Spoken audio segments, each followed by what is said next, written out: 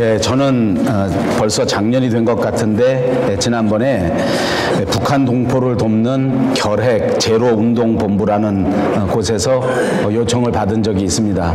이건 아마 결핵에 대한 병을 고쳐주는 그런 선교 본부인 곳인데, 결핵이라는 병 자체가 이제 선진국에서는 다 완치된 병 가운데 하나입니다만, 아직도 아마 아프리카 일대, 특히 우리 북한 이런 곳에는 이 결핵 때문에 앓고 또 결핵 때문에 위험에 당하고 심지어는 생명을 잃는 어린아이들이 꽤 많이 있는 것 같습니다. 아무튼 어느 한국 목사님이 이 결핵에 관련된 질병을 구제하기 위해서 결핵 제로 운동 본부라는 것을 만들었는데, 이것이 여러 사람들의 호응을 받고 이제 북한 선교를 위해서 큰 일을 감당할 뿐만 아니라 점점 지경을 넓혀서 이것이 이제 아프리카에 있는 또는 여러 후진 국가들에게 있는 결핵 환자들을 돕는 그런 선교 본부였습니다. 이곳에서 제게 도움을 청하고 북한 선교를 활성화하고 또 결핵 제로 운동의 모금을 활성화하기 위해서 제게 이제 부탁한 것입니다. 저는 생각할 때 보니까 이것이 어려운 사람들을 돕는 일이기도 하고 또 그렇게 크게 많은 돈을 요구하는 것이 아니라서 한 사람을 고쳐내는데 소위 우리 한국 돈 몇만 원 정도의 약을 구할 수 있고, 그 약만 있으면 한 생명이 구출을 받는다 하는 말을 들어보니까 그것이 꽤 의미가 있는 일인 것 같기도 하고, 또 이것을 통해서 북한 선교를 하기도 하고 하는 것이 너무 좋았기 때문에 그거 내가 할 수 있는 일 때까지 역할을 하면 좋겠다라고 생각하고 이 선교운동본부를 위한 중재 업무에 들어가기 시작했습니다. 한국에 있는 대표적인 대형 교단에 이 사실을 알리고, 그리고 이것을 통해서 북한을 좀 선교했으면 좋겠다, 이런 일을 시작한 것입니다. 제가 이런저런 아는 사람들도 좀 있기도 하고, 제가 이제 나이가 이만큼 먹게 되니까 제 친구들이 동료들이 이런 교단에서 중요한 역할을 하는 사람들이 많이 있었기 때문에 이분들에게 이 선교 활동을 설명하게 되고 또 북한의 처지를 설명하고 이것이 잘 서로 협력이 되면 좋겠다, 이렇게 해서 시작한 일입니다. 정말 좋은 일 아니겠습니까? 또 그렇게 힘들지 않은 일이고 이렇게 생각해서 이 일을 시작했는데 실제로 반응은 영 신통치가 않았습니다.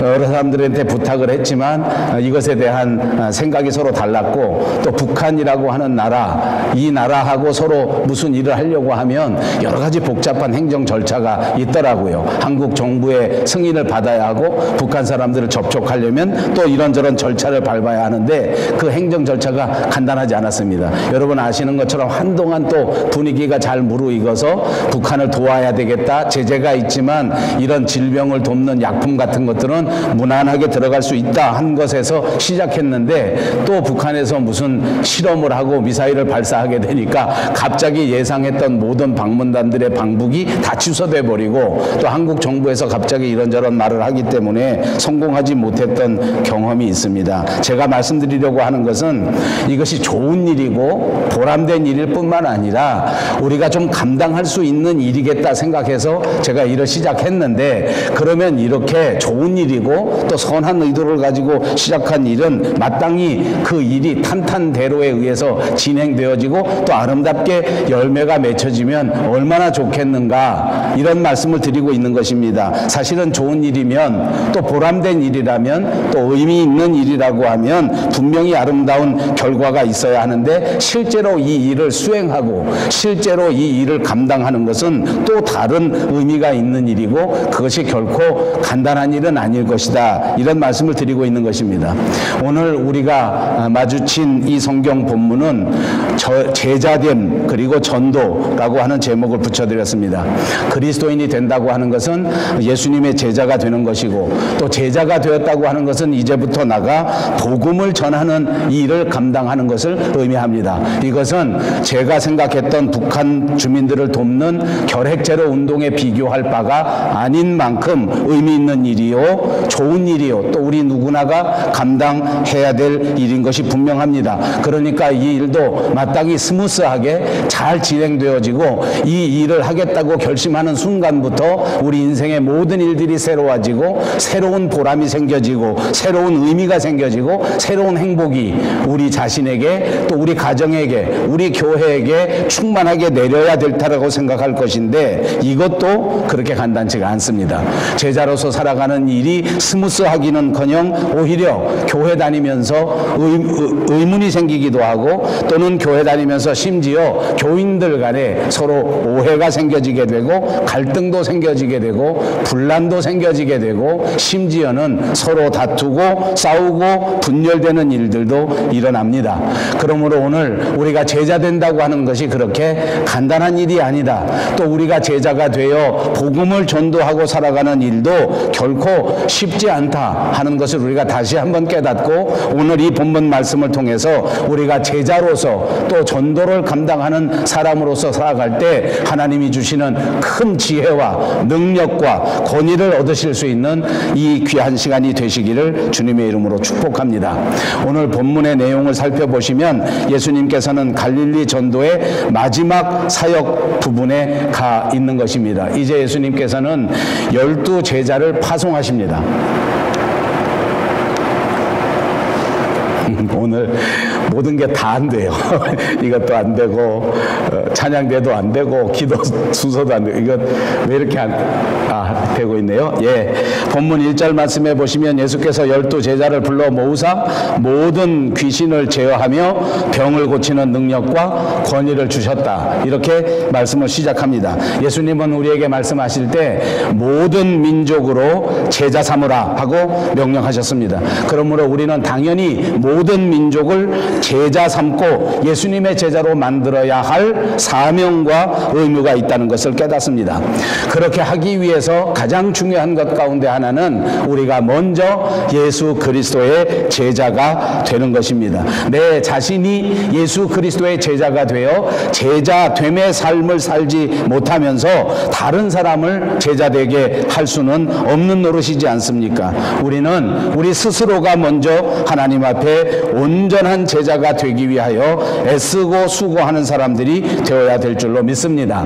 이렇게 예수님께서 우리에게 제자 되라고 명령하실 때 또 우리에게 반드시 약속하신 약속이 있는데, 그것이 바로 능력, 그것이 바로 권위였다는 것을 기억할 수 있습니다. 하나님께서는 우리에게 능력과 권위를 주셔서 마땅히 이 땅에 살아가는 동안 그리스도의 제자가 되게 하시고, 그리스도의 제자로서 이 세상에 나가 복음을 전파할 수 있는 그런 능력, 그런 권위, 그런 권세를 주셨다는 사실을 믿으시기를 바랍니다.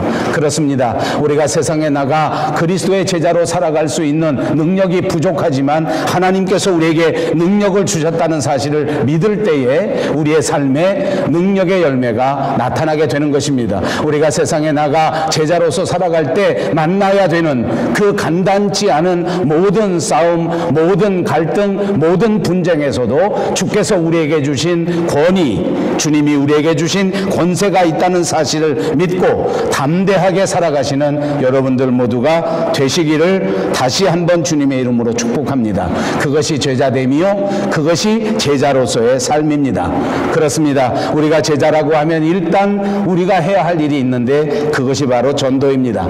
사람들은 전도를 생각할 때에 사람들을 데리고 교회로 오는 것이라고 간단하게 생각하는 사람들이 많습니다. 그러나 안타깝게도 사람을 교회로 데리고 오는 것이 전도는 아닙니다.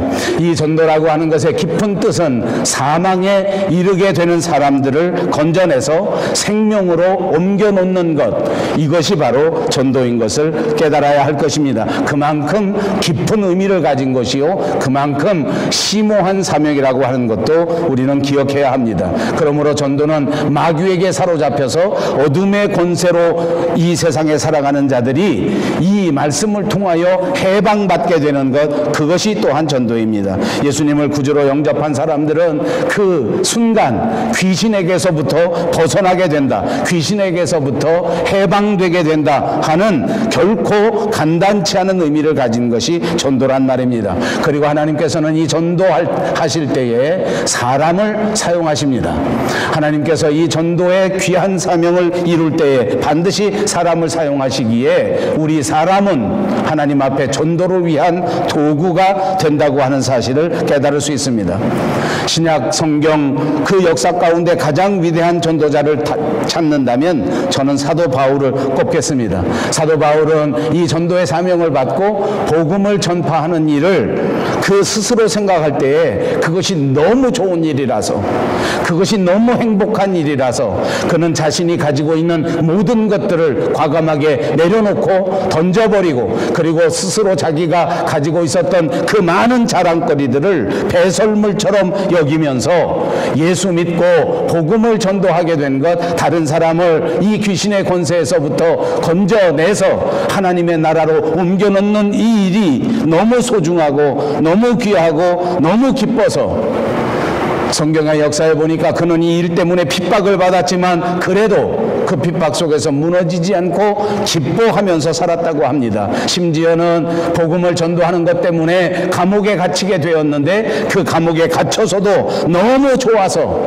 거기서 하나님을 찬양하고 찬송 부르고 그 와중에서도 어떻게 하든지 자기의 사명을 감당하기 위해서 최선을 다했던 것을 우리가 기억하지 않습니까? 스스로 고백하기를 나는 예수 믿는 것 때문에 굶어 보았지만 굶어도 기쁘더라.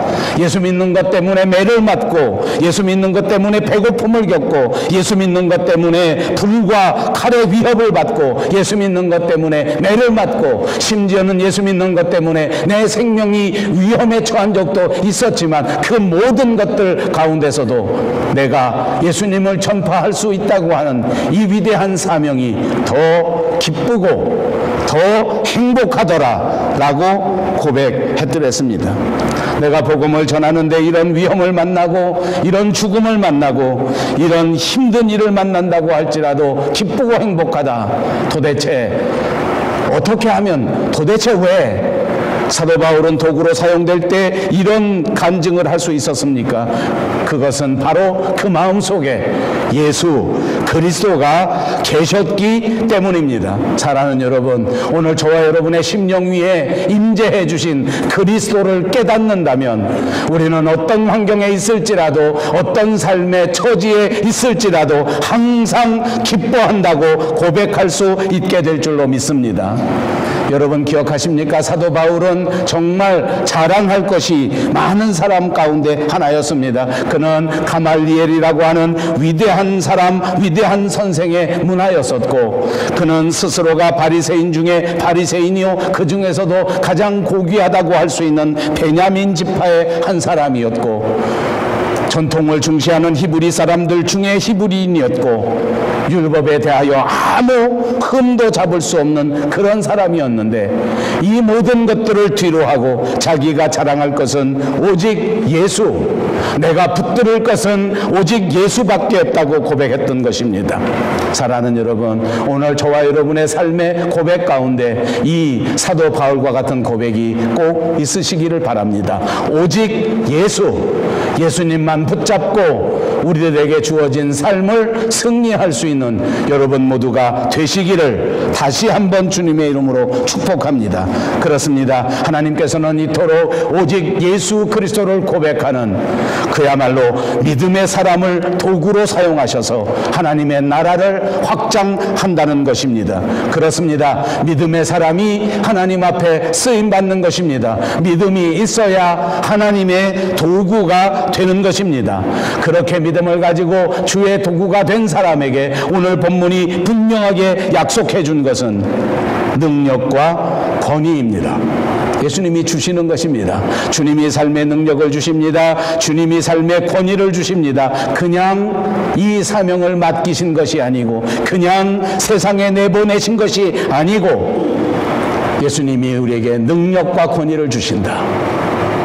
세상은 어둠의 권세가 꽉 차 있기 때문에, 세상에는 온통 사탄이 움직이는 세상이기 때문에 예수님이 제자들을 보내실 때 능력을 주시고 그리고 권위를 주시는 것입니다. 오늘 본문에 보니까 사탄을 무찌르는 것을 능력이라 하였고 병을 고치는 것을 권위라고 말씀해 주셨습니다. 우리는 이 세상에 나가 사탄을 결박할 뿐만 아니라 인생을 괴롭히는 모든 질병들을 무찌르는 권위를 받은 사람들입니다. 이 모든 능력과 권위를 사용하셔서 여러분의 삶의 현장에 꼭 승리하시고 아름다운 믿음의 열매를 주렁주렁 맺을 수 있는 삶이 되시기를 바랍니다. 두 번째 2절에서는 하나님의 나라를 전파하며 앓는 자를 고치게 하려고 내보내시며 라고 말합니다. 제자들이 해야 될 일 두 가지를 말씀합니다. 하나는 하나님의 나라를 전파하며 두 번째로는 앓는 자를 고치는 것, 병자를 고치는 일을 말하는 것입니다. 하나님의 나라는 무엇을 말합니까? 하나님의 왕국을 가르치는 것입니다. 하나님의 나라는 민주국가가 아닙니다. 하나님의 나라는 공산주의 국가도 아닙니다. 민주국가가 무엇입니까? 국민이 주권을 가지고 국민에게 의해서 다스려지고 국민의 행복을 추구하는 것이 민주국가라고 생각합니다. 그러면 하나님의 나라는 무엇입니까? 하나님이 왕이 되시고 하나님이 다스리시고 하나님이 영광을 받으시는 나라, 그것이 하나님의 나라요, 그것은 신정국가라고 말할 수 있습니다. 온통 하나님의 영광을 위한 나라, 그것이 하나님의 나라입니다. 물론 너무 실망하지 마십시오. 그 하나님께서는 하나님의 나라를 다스리시면서 하나님의 나라에서 영광을 받으시면서 또한 그 하나님의 백성의 행복을 책임져 주시고 그 하나님의 나라의 백성을 행복하게 섭리해 주십니다. 이 세상에는 사탄이 세상을 온통 붙들고 있습니다. 인생들이 지어놓은 온갖 죄악 때문에 이 세상은 어둠의 세력이 권세를 잡고 악령들이 권세를 잡고 귀신들이 활동하는 무대가 되고 말았습니다. 그래서 우리가 이 세상에 나가 주의 복음을 전파한다고 하는 것은 세상의 권세를 붙잡은 악령에게 하나님의 나라를 선포하는 것이요, 귀신의 지배를 받는 인생들을 다시 하나님의 지배 아래로 신정 국가로 돌아오라고 선포하는 행위인 것입니다. 이것을 우리가 감당해야 합니다. 세상에 매여 있는 사람에게 다시 하나님의 나라로 돌아오라고 명령하셔야 합니다. 이 세상 어두움의 세력에 숨어 있으면서 어두움과 더불어 살아가는 부끄러움을 알지 못하는, 수치를 알지 못하는 인생들에게 하나님의 거룩하심으로 돌아오라고 명령하여야 하는 것입니다. 제자들에게 명령하신 첫 번째 임무입니다. 두 번째 임무는 병을 고치는 것입니다. 사람은 영과 육으로 되어 있습니다. 그래서 영육 간에 서로 건강해야만 행복한 삶을 누릴 수 있는 것 같습니다. 우리 몸에 최소한도의 육체적 건강이 있지 아니하고는 우리가 행복하게 살기가 참 어렵습니다. 건강하지 못하니까 행복하지 못한 경우가 있고, 건강하지 못하니까 일도 잘하지 못하는 경우가 많이 있습니다. 그러므로 예수님은 우리에게 말씀하시기를 이 병자들을 돌보아주고 이 병자들을 고쳐주고, 여러분 분명히 기억하십시오. 병자를 고쳐주는 일, 어려운 일 당한 사람들을 불쌍히 여기는 일은 영혼을 구원하는 일, 그 다음에 가장 중요한 일이라고 하는 사실을 아시기를 바랍니다. 이제 3절로 가겠습니다. 이르시되 여행을 위하여 아무것도 가지지 말라. 지팡이나 배낭이나 양식이나 돈이나 두벌옷을 가지지 말며 라고 말합니다. 우리가 여행을 간다고 하면 많은 준비를 하는 것이 당연합니다. 요즘은 휴가철이 돼서 많은 분들이 여행을 떠납니다. 여행을 오는 사람들도 많고 여행을 가는 사람들도 정말 많은 것 같습니다. 저도 여행을 다니지는 못하지만 출장을 많이 가는 사람입니다. 그래서 출장 갈 때마다 짐 싸는 일이 정말 중요한 일입니다. 가방을 싸고 정돈을 하고 필요한 것들을 정리하고 잃어버린 것이 있으면 마침 준비하지 못한 것이 있으면 출장을 가서 너무 고생하게 되니까, 그러니까 짐 싸는 데 집중하고 짐 싸는 일을 소중하게 여길 수밖에 없습니다. 그런데 오늘 말씀에 보니까 여행을 위하여 아무것도 가지지 말라. 거기다가 구체적으로 지팡이도 배낭도 양식도 돈도 두벌 옷도 별로 필요하지 않다. 가지지 말라. 이건 정말 해석하기 어려운 대목입니다. 그러므로 여러분, 이 대목에서는 이 해석을 정말 우리가 잘 해야 될 것 같습니다. 여행 가는데 이런 거 준비하지 않고, 여행 가는데 이런 거 잘 싸지 않고 하면 어떤 결과가 생기겠습니까? 일이 되질 않습니다. 혹시 여행을 아침에 갔다가 저녁에 돌아온다면 이렇게 배낭 같은 거 필요도 없고 두벌 옷도 필요 없을 수 있습니다. 하루치기로 가면 간단하게 갈 수 있지 않겠습니까? 그러면 오늘 이 제자들이 가는 전도 여행이 과연 당일치기 여행이었는가? 아니고 오늘 본문을 자세히 살펴보면 이 여행은 당일치기가 아닙니다. 길게 가는 여행이었습니다. 그런데 왜 이런 말씀을 하실까요? 굉장히 중요한 일입니다. 저는 말씀드린 것처럼 서울에 출장 갈 때마다 또는 아시아의 다른 국가에 출장 갈 때마다 짐을 2번씩 3번씩 다시 살펴보아야 합니다. 솔직히 말하면 제가 다 싸지 않고 제 아내가 많이 싸줍니다. 제가 한국에 짐을 가져가서 풀게 되면 제 동료들이 보면서 저를 아주 꼼꼼한 사람이라고 얼마나 칭찬을 해주는지 모릅니다. 집에서 제 아내가 꼼꼼하게 싸주기 때문입니다. 필요한 거 다 순서대로 싸주고 먹을 약도 다 순서대로 날짜별로 이름 써서 싸줍니다. 저는 제 친구들이 이렇게 꼼꼼하게 잘 싸왔다고 칭찬하면 마치 내가 싼 것처럼 아무 말도 하지 않고 뻔뻔스럽게 칭찬을 듣습니다. 그런데 제 아내도 이제 점점 나이가 먹는 모양입니다. 어떨 때 잊어버립니다. 그리고 제가 보통 보름 정도 출장을 가는데 내복이나 양말을 20개씩 넣어줍니다. 하루에 2번씩 갈아 신으라는 말인 것 같습니다. 야, 이거 그렇게 너무 많이 준 거 아니냐? 아, 깜빡 잊어버리고 2번 넣었다 그러더라고요. 아버지. 예, 많이 가져가는 것은 덜 가져가는 것보다는 낫습니다. 없으면 어떻게 되는지 아십니까? 진짜 곤란해지지 않습니다. 그런데 오늘 보니까 이 엄청난 사명을 감당해야 할 제자들이 세상에 나가서 전도하는데 부탁하시는 말씀이, 아니 명령하시는 말씀이 아무것도 가지지 말라. 여행을 위하여 너무 열심히 준비하지 말라.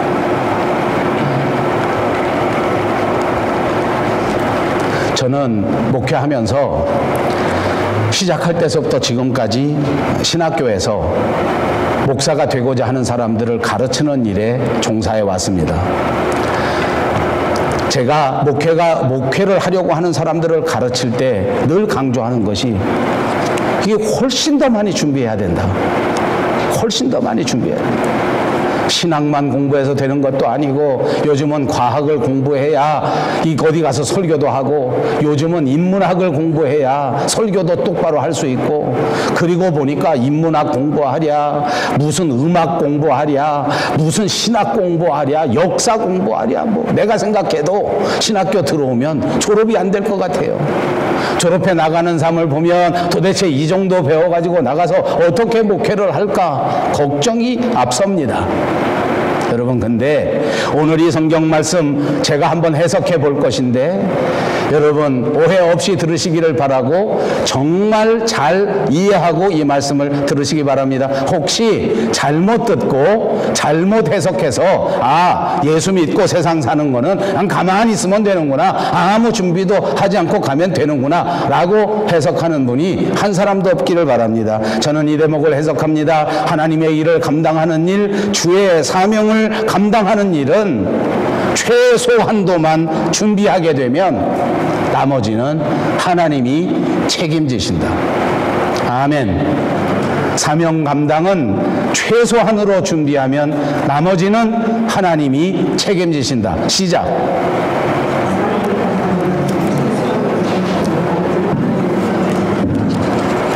제자로서 살아가는 삶은 그렇습니다. 우리가 아무리 준비를 열심히 하고 우리가 정말 여러 가지를 다 담아놓고 배낭도 준비하고 저장도 하고 막 이렇게 한다고 할지라도 그걸로 세상에 나가서 감당이 되는 것이 아니더라.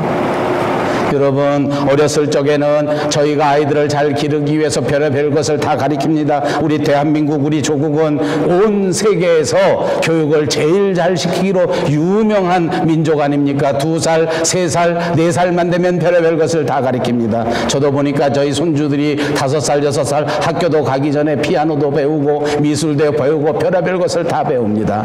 아무리 배워봤자 배운다고 인생이 되는 것이 아니더라고요. 세상을 살아보니까 자꾸 그래요. 제 아내는 할머니가 되게 되니까 그 다음에 손주들을 보면서 그런 말을 합니다. 아이고, 어려서부터 쟤는 이렇게 가르쳐야 되는데, 밤에 잘 때 꼭 기도하게 가르쳐야 되는데, 아침에 일어나면 꼭 이렇게 해야 되는데, 먹을 때도 이렇게 해야 되는데. 예, 준비하는 것이 소중합니다. 중요합니다. 그러나 우리가 자식을 길러보니까 가르친 대로 했다면 세상이 이렇게 되지는 않았을 것 같아요. 세상이 그렇지 않더라고요. 여러분, 그리스도의 제자는 진짜 엄청난 비밀이 있습니다. 뭔지 아십니까? 여러분이 살아가는 삶의 순간순간마다, 때마다, 일마다 걸어가신 하나님께서 여러분과 함께 하셔서 인생에 필요한 것들을 그때 공급해 주신다는 엄청난 약속인 줄로 믿습니다. 그러니까 제자의 삶은 중요한 게 뭔지 압니까? 준비하는 것보다 더 중요한 것은 결단하고 시행하는 것입니다. 홍해바다에 첫 걸음을 떼었을 때 하나님의 역사가 벌어진 것이지, 바다 건너갈, 이 강 건너갈 준비에 1년, 2년, 3년 호송세월 했다면 준비만 하다가 결국은 그 강을 건너가지 못한다는 것입니다. 저는 인생을 살아보니까 이런 분들이 얼마나 많은지 모릅니다. 우리 한국에서도 가면 지금도 만나는 젊은 분들이 있습니다. 꼭 내가 밴쿠버에 가겠다, 이민 가겠다, 유학하겠다, 내가 정말 결심해서 2년 동안 준비했다, 3년 동안 준비했다, 그런 분들이 있습니다.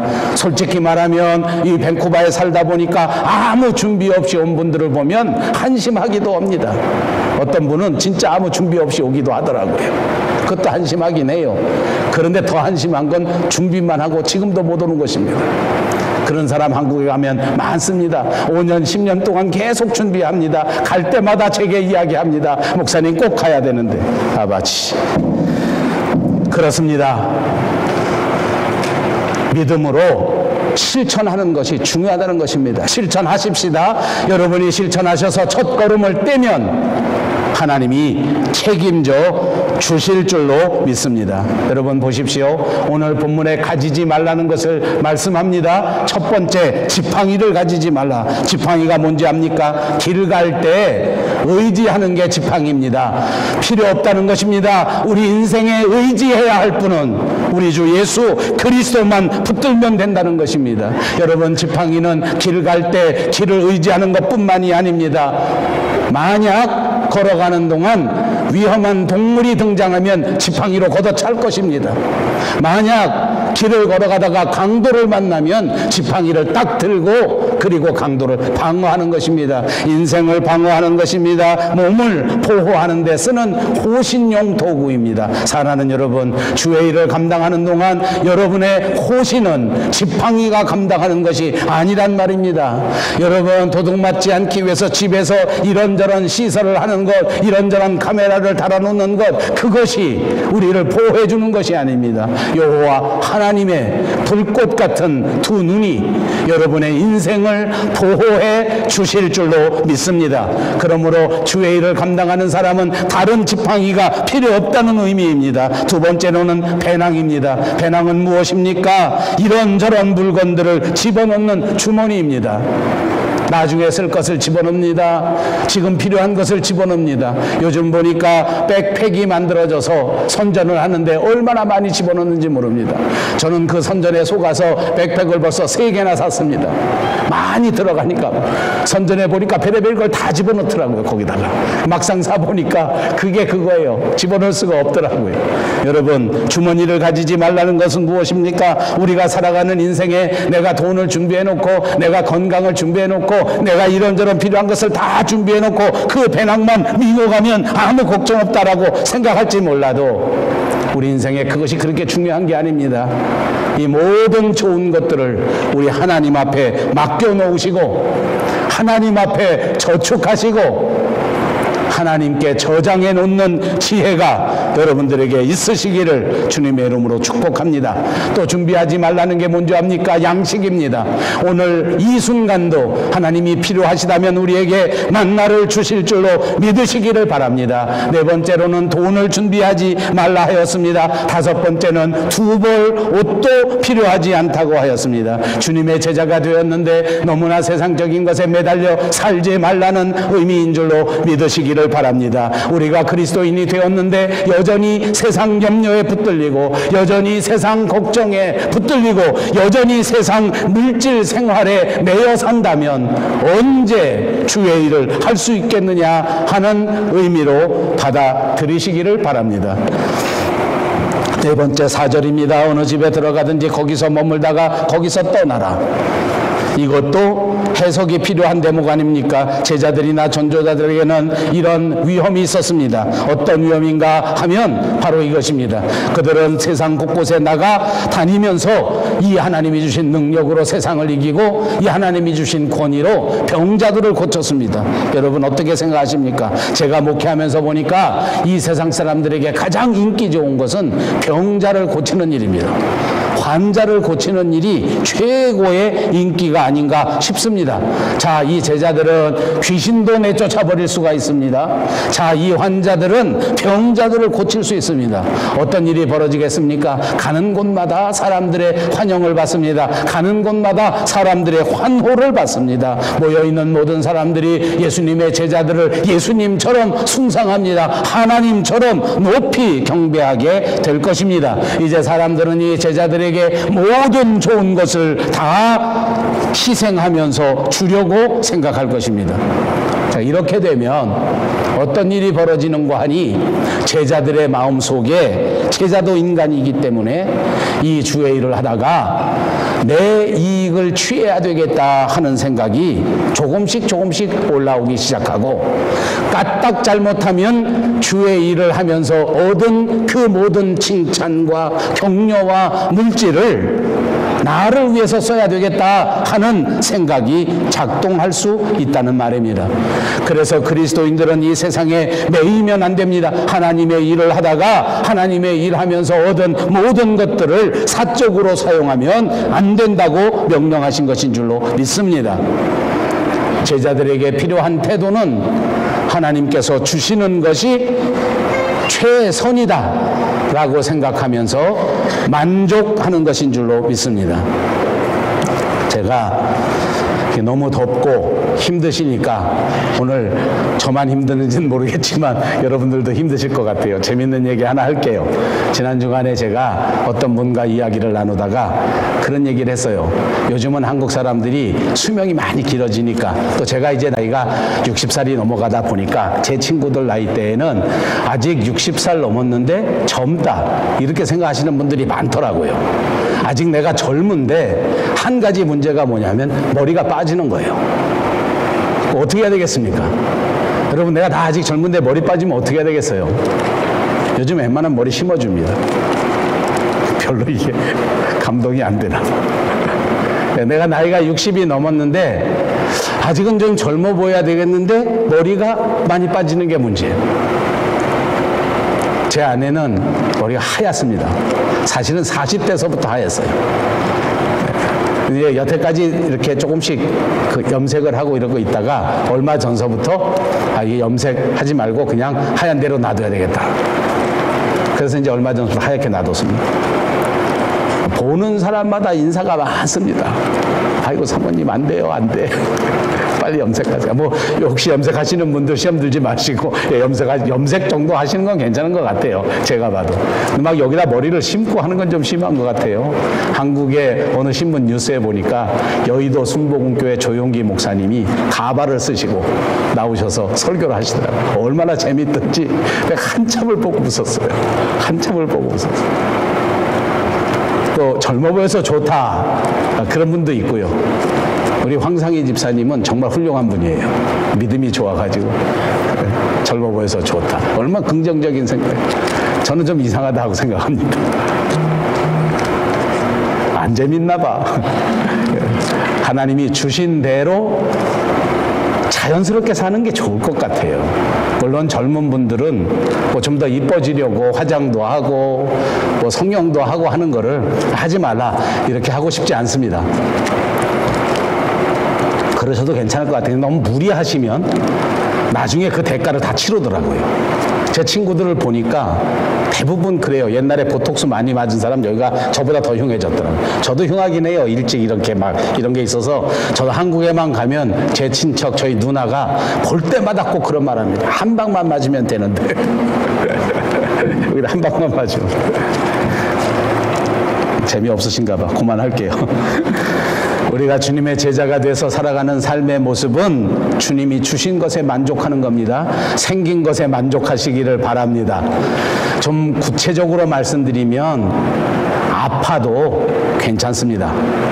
늘 말씀드리지만 건강도 하나님이 주시는 만큼 받으시면 됩니다. 무슨 슈퍼맨이 돼서 그냥 막 모든 게 건강하게 되고 싶지 않아도 살 수 있습니다.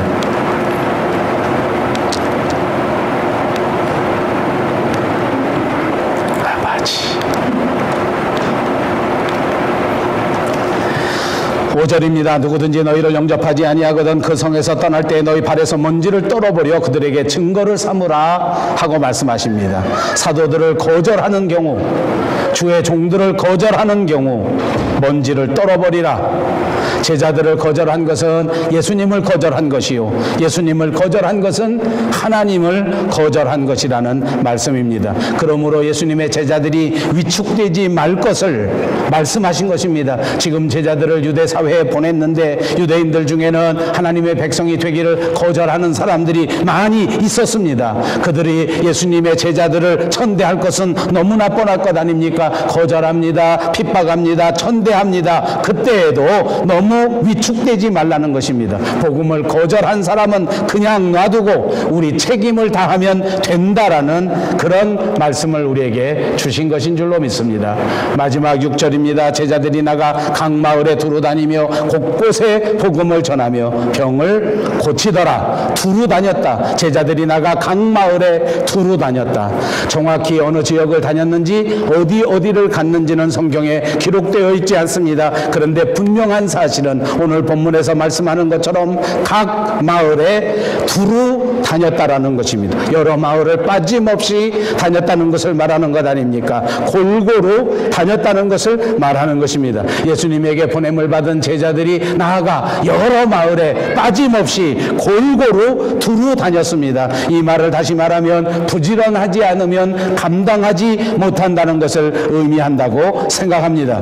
우리가 세상에 살아갈 때 주님의 제자로 살아갈 때에는 훨씬 더 성실하고 훨씬 더 부지런하고 훨씬 더 근면하게 일해야 되는 것을 말씀하는 줄로 믿습니다. 여러 마을에 고루 다니면서 주의 복음을 전파했던 이 제자들처럼 부지런히 사시기를 주님의 이름으로 축복합니다.